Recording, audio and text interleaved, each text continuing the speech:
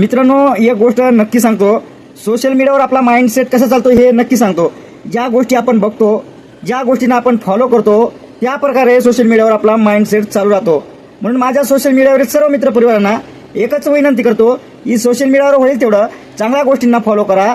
बघू शकता सोशल मीडियावर असे असंख्य युवा वर्ग आहेत, युवा तरुण आहेत की छोटे मोठे बाजारपेठेत आज व्यवसाय करत आहेत.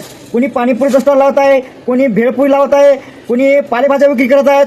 असे अनेक असंख्य युवक आज आपले मराठी तरुण व्यवसायात उतरले आहेत आणि सोशल मीडियाच्या ट्रेंडिंगच्या माध्यमातून फेसबुक असेल, इंस्टाग्राम असेल, या माध्यमातून कुठेतरी ते व्यवसायाचा चांगला प्लॅटफॉर्म तयार करत आहेत. म्हणून माझ्या सोशल मीडियावर सर्व बांधवांना एकच विनंती करतो की ज्या गोष्टी आपण बघतोय, ज्या गोष्टी आपण फॉलो करतोय, त्या प्रकारेच आपला माइंडसेट चालत असतो.